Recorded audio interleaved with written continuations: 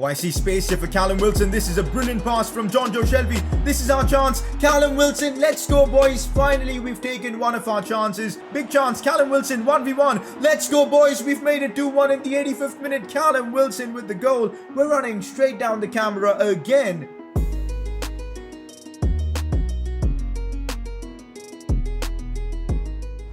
We just can't catch a break in this series. After facing both Man United and Man City in the same episode, we've got Everton and Arsenal in this one. What even is our run of fixtures right now? And you know what? Those are not the games I'm worried that much about. It's this one against Burnley at Turf Moor.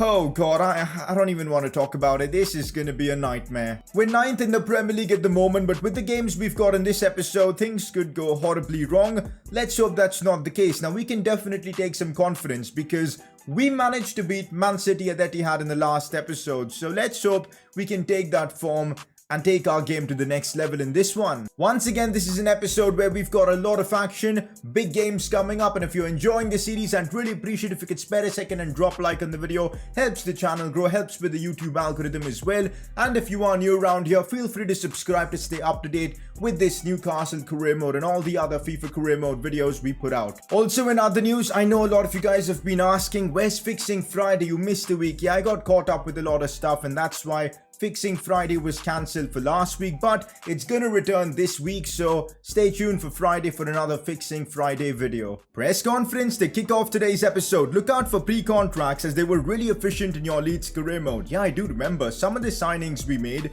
on pre-contract deals in that Leeds save was nuts. This was back in FIFA 20, by the way. I remember signing Thiago for free. How crazy was that? But on FIFA 21, EA have changed the coding for players running out their contract. Literally every big club re-signs their players. So look at this, David Alaba, who's got his contract running down, is not available to sign for free because he's already signed a new deal with Bayern Munich. There's literally no player available on a pre-contract and it's impossible to sign one. So I guess we're not going to be seeing pre-contract signings in this series. In a way, it makes things way more realistic and I like the challenge. Okay, this next comment's going to be huge for the series. Move Almiron to right mid to get more out of his space and cutting inside to his left foot, and play Buendia at cam to get the best out of his passing and vision. I don't know why I didn't think of this before. It just makes so much sense. Buendia's got perfect stats for a cam and Almiron for a winger. The only thing I was worried about was losing out on the bonus stats you get from like playing players in their right position, but turns out it's got no effect because Buendia actually gets a better boost playing in cam and Almiron gets the same boost playing as a right mid, so it doesn't really matter, and that's why I'm going to be trying this out in this episode. We're not going to put them on a new plan for, you know, changing their positions because they're anyway getting the same boosts on their overall, so it's not going to matter all that much. We'll keep things as is and just test this out and see how this plays in game. Should be fun. It should technically work a lot better because Buendia is going to get a lot of the ball and that's, I think, what he likes. Next up, have you realized that your keeper is downgrading? Yep, I have taken notice. Dubravka has already gone down by 1 in his overall, which I guess is expected, but I didn't really expect it to happen so early. We've barely just started the series and he's already going down in his overall. Maybe a keeper is something we need to look at for next season, but for now, I'm really content with Dubravka being our #1 choice. He's one of our highest rated players, and we're just going to continue using him. He's had a good start to the season so far. We've seen some of the insane saves he's made, and we're going to keep him in this squad for as long as possible. I think 80 overall would be my limit. If he doesn't dip below that, I think we'll continue using him as our first choice keeper. Hopefully he won't come to that overall, at least until the next couple of seasons or so. But for now, he's our first choice keeper. With that press conference done, let's keep pushing. It's honestly refreshing to see a centre-back win the Player of the Episode award, and last episode it was tough competition between Fabian Schär and Callum Wilson, but I think Fabian Schär at the back was so good. Some of the challenges he was winning, some of the defensive tackles, it was clearly on point. Callum Wilson gave him a good fight with his brace against City, but I think I'm going to reward the defender for this episode because I thought we were solid defensively. So Fabian Schär picks up the Player of the Episode award. Just out of curiosity, I want to see how long it would take to change the position on Miguel Almiron to, of course, a right winger or a right midfielder. About 27 weeks. Okay, I'm not going to do it because it doesn't really matter. He's getting the same overall boost. What about making Buendia a cam? How would that work? How long would that take? About 25 weeks, so a similar amount of time. It doesn't really matter all that much because they're getting the same overall boost without even changing their position, so we'll keep it that way. A pretty difficult game to start off the episode as we take on Everton at home. Now at St James's Park, we've only won a couple of games so far, and that needs to change, especially considering the objectives we've got for sponsorship deals. So we've got to win this game at St James's Park. We are above Everton in the Premier League table, which does give me a bit of confidence. Let's see how we do on the pitch. Our first game of trying to use Buendia at cam and Miguel Almiron as our right midfielder. Let's hope it works wonders and can change the fortunes of Buendia, who's really had a struggling time here at Newcastle. Looking at the Everton team, of course, they've got James Rodriguez playing for them. It's going to be fun trying to deal with him, but his stamina seems low. They've got Sigurdsson, Andre Gomez, Calvert-Lewin's going to be a danger man up top, a good defense. Everton have got a really good team. Let's kick the game off. Here we go. Big night for us at St James's Park. We've only won a couple of games so far at this stadium this season. That needs to change. I think winning 8 games was the objective for the Burger King sponsorship, which is the bare minimum we need to do for the season. And of course, 10 is the objective for Jeep. So yeah, we've got to up things. We're definitely high on confidence. I mean, we've just beaten Manchester City at the Etihad, so that's definitely got to count for something. Also, very keen on seeing how, you know, switching around Buendia and, of course, Almiron works for us. Hopefully for the better. Looks for Miguel Almiron playing out wide for this one. Jonjo Shelvey. Let's make use of that pace. Here goes Miguel Almiron. Struggles to control it, but he still has the ball. Miguel Almiron maybe going for a curling effort from distance. Actually, a pretty decent attempt right there from Miguel Almiron, but couldn't really put it on target. Let's take a look and see how close it was. Yeah, that was a bit far off. Alan, now Dominic Calvert-Lewin looks for Sigurdsson. Space is opening up for Everton, and I do not like that. Sigurdsson again looking to bring it inside. Looks for the pass for Dominic Calvert-Lewin, and that's brilliant football from Everton. How are you going to stop that? I mean, inch perfect passing. Sigurdsson, when he gets the space to find a through pass, he of course will do so. And Dominic Calvert-Lewin is a very, very good finisher on this game. Our defensive line just got ripped apart there, and well, Everton have the lead. It's kind of becoming a theme in this series where we end up struggling in the first game of the episode. That needs to change, man, honestly. Phillips. Oh, that is a phenomenally threaded pass from Calvin Phillips for St. Maximin, who's done him there. Still St. Maximin. Cheeky. Looks inside for Callum Wilson, but he couldn't really do much from there. Buendia, though. Let's see what we can do. He looks for Miguel Almiron. Now Wilson. Back for Miguel Almiron. This is good play. He keeps it in. Miguel Almiron trying to go for goal, but the shot does get blocked. Oh, we've given the ball away for Alan as he looks for the pass for Gylfi Sigurdsson. Fabian Shah strong in the challenge. Releases it for Shelvey, but the lack of pace there from Jonjo really cost him there. Now another chance for them. Again, good defending. This time Shelvey again. He's having a nightmare, boys. He's getting completely dominated in this midfield, but in that instance he did pretty well. Calvin Phillips finds Jonjo Shelvey. I need some movement, man. Why are my players not even running? Like, what is going on? Look at Everton, the way they move. They're just so aggressive and forward going, while my players are just standing. I don't know why. Half time and I'm very frustrated with the way we're playing. We're just not showing any intent.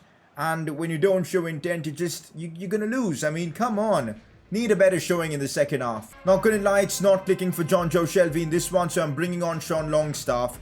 Let's hope that can just spice things up. Cordoba has broken through our defensive line as he looks for the pass for Alan. Everton have really outplayed us in this one, boys. Like, there's no two ways about it. They're the far better team. Yeah. And yeah, it's showing. Brilliant football from them. 2-0 up. We're not really able to keep the momentum we had from that Man City game, and that's just really unfortunate. Callum Wilson asking for the support. Miguel Almiron provides it. This is looking decent. Here goes Miguel Almiron on the attack. Could try and maybe bring it inside. Again, we mess up in the final third. We're not getting many opportunities, but the ones we get, we can't afford to waste it like that. Dominic Calvert-Lewin. He's done me there. He's absolutely done me there. Looks for the pass for Andre Gomez. I think he's off. No, he's not offside. That's a goal. It's 3-0 for Everton. They've just got a way better team, guys, and that's clearly showing. Like, the quality this Everton team have, I don't know how they're behind us. Andre Gomez is above 80. James is way above 80. Dominic Calvert-Lewin is also above the overall of 80. Alan is 83, I think. We're just getting ripped apart by a better team, and that's just, yeah, it's tough to deal with. Buendia is actually one of the best free kick takers at the club, so let's see if he could do something here. Go on, Buendia. Free kick goal would help him nicely. That's in! Oh my god, Buendia, wow! It's a shame that this goal doesn't really matter all that much, but Buendia with an absolute screamer of a free kick. Oh my god, it went up and under beautifully.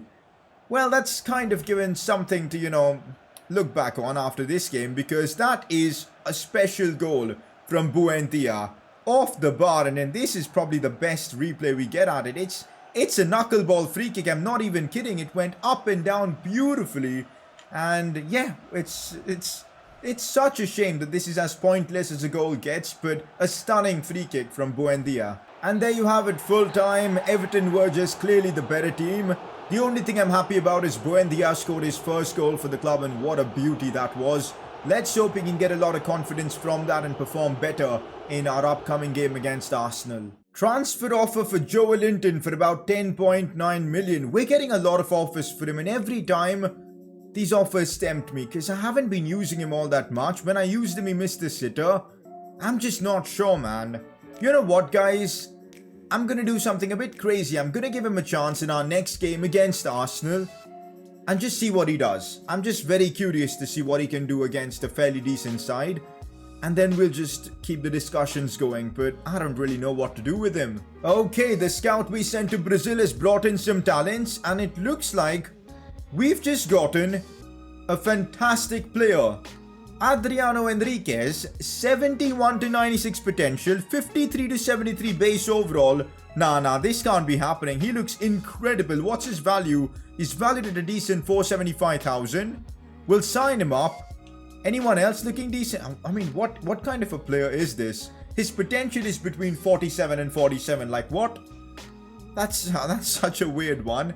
I don't think any other player, looks... Oh my god! Diogo Miranda looks decent as well. He's only 14. 53 to 71, 74 to 96 potential. We'll sign him up as well. Yo, the scout we sent to Brazil is coming up with some top tier talents. Awesome to see. I'm not even kidding. I think we may have just found the next Neymar. Adriano Enriquez, 5-star skills, 4-star weak foot. This is it. This is it. He's got the skills, he's got the weak foot. He's got the dribbling stats for his age.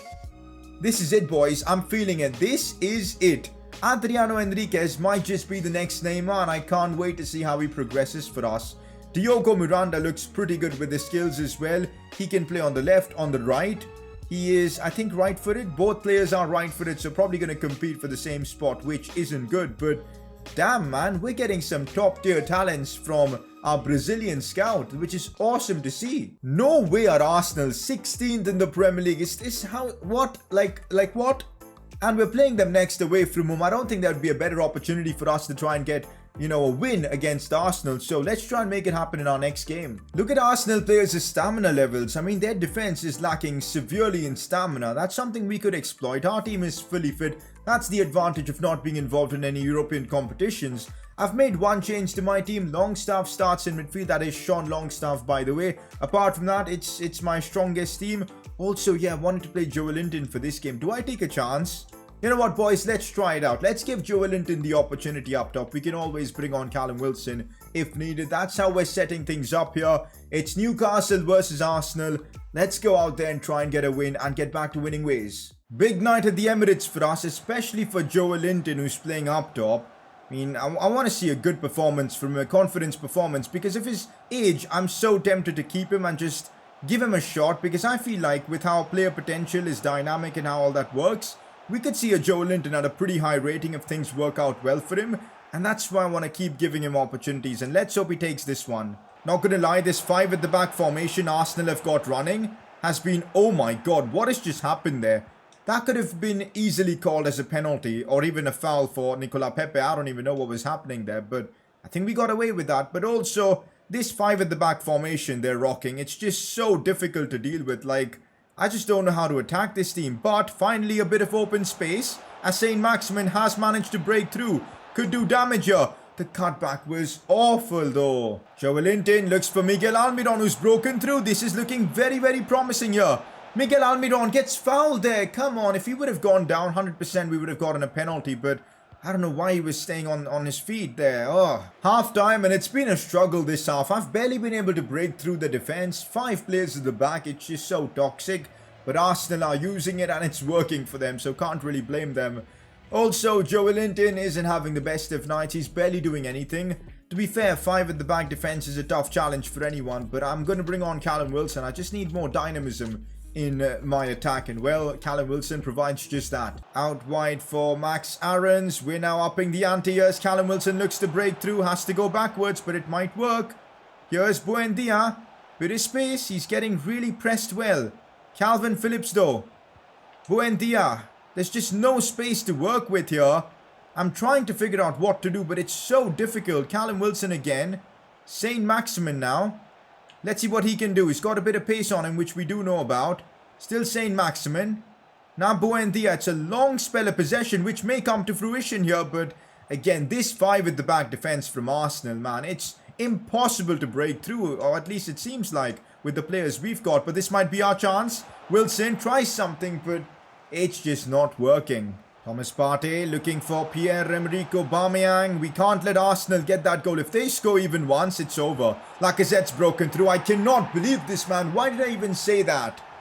All game long, I think we've been the team with the more possession and attacking more. They've just been sitting back and defending for 90 minutes. And, well, guess what?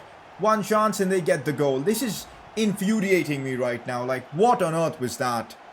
Just so undeserved, boys, honestly. Arsenal lead 1-0 and now we've got a mountain to climb. Buendia, Saint Maximin, please make that run. And he does make the run, but I just don't see any options inside the box. What do I even do here? Saint Maximin, I'm trying to maybe look for a penalty at this point, but I don't think we're getting even that. Here's Max Aarons. Is Callum Wilson... What a terrible pass from Max Aarons. I'm sure Callum Wilson kept himself on. It's just not clicking. Oh, here's Buendia running at the defense. Looks for Callum Wilson here. He tries something. Here he goes, Callum Wilson. Trying to work his way around this defense, but they've now got even Saka helping out defensively. This is a nightmare. Almiron though. Looks for Sean Longstaff. Big moment for him, but look at the bodies. Look at the challenges coming in from even their midfielders. Arsenal are set up literally to shithouse every single game. I don't know if I'm playing Arsenal or Atletico Madrid, because it feels the same right now. I'm sick of this. This is one of the most undeserving losses I've taken in this series, because all Arsenal did was sit back and just do nothing. They get one chance and Lacazette hits the back of the net. I'm frustrated. That's going to be the theme of this series until we build a really capable squad. This was honestly one of the most frustrating games of FIFA I've ever played. Well, at least we're doing well on the academy front, because we've just found another top prospect, this time from our English scout. 72 to 96 potential, is valued at 625,000. That seems like a bargain. The rest of the players are pretty trash, I'm not gonna lie. Good to know, players like Mbappe, Miles, who we just signed to our academy, Enrique still are retaining that insanely high potential, but this Hobson guy can, well, leave the academy. So at the moment, we've got 4 good players in here. This Miles kid looks the most interesting, because he could soon be a part of the first team. He's already 59 rated. Also, guys, I'm making a tactical change. I just feel like we're not showing enough intensity on the pitch, so I'm changing my defensive style to pressure on heavy touch, and I think that should really work in our favour. So up next for us is another home game at St James's Park, and you guys know our home record this season has been abysmal. Just 2 wins so far. We now play Crystal Palace. It's a massive opportunity, guys, to get 3 points on board after a really troublesome episode. That's probably the best way to put it. There's no way we're going 3 straight games without a win. In fact, 3 straight losses it would be. Nah, that is not happening here. We need to pick up 3 points in this game against Palace and get our 3rd home win of the season. Here goes Saint Maximin as he tries to bring the ball inside. Good pass for Calvin Phillips. Oh, Buendia in space. Big chance for him going for that near post, but the keeper got to it first. Good save from him. But Buendia really looking like a much better player since he scored that free kick for us. Let's hope we can keep this up. Phillips now looks for Saint Maximin there. The pace is just ruthless here from him. Brings it inside. Still Saint Maximin. Looks for Jamal Lewis. Going for goal. The keeper makes a huge save. That was brilliant play from our left winger and our left back. But didn't really work out well in the end, because the keeper made a good save. If Jamal Lewis's shooting was a tad bit better, we may be looking at a 1-0 lead.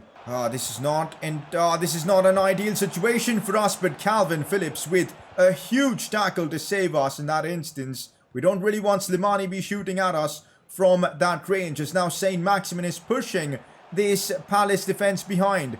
Tries to bring it inside, still Saint Maximin. Looks for the pass for Buendia. Back for Callum Wilson. Nah, that's such good play, but so unfortunate to not get more out of it. Almiron looks inside for Wilson, and now it's Almiron again.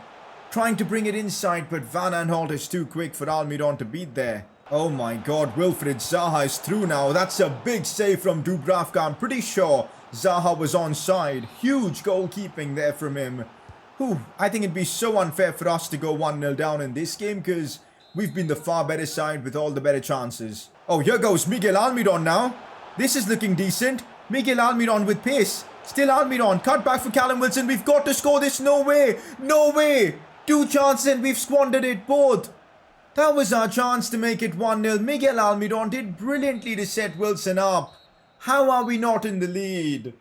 This episode, things have just gone from bad to worse. Honestly, second half, we need to win this game, boys. There's no other option. Saint Maximin.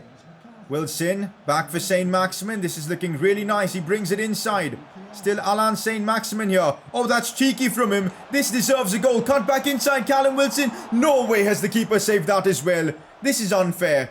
The play from Saint Maximin to create that chance deserved 100% a goal. Callum Wilson has missed a couple of sitters now, and it's unbelievable that he's not put us into the lead in this game. And now on the other end of the pitch, Wilfried Zaha attacking. I'm not a fan of this. Still Zaha. That's a big block coming from Jamal Lewis. What even is going on in this game right now? It's anyone's game at this point. Buendia looks for John Joe Shelby. Back for Buendia. Big chance here for him. This is his moment. It is his moment. Buendia with the goal. And we've finally broken the deadlock. And my God, have we had to work hard for this.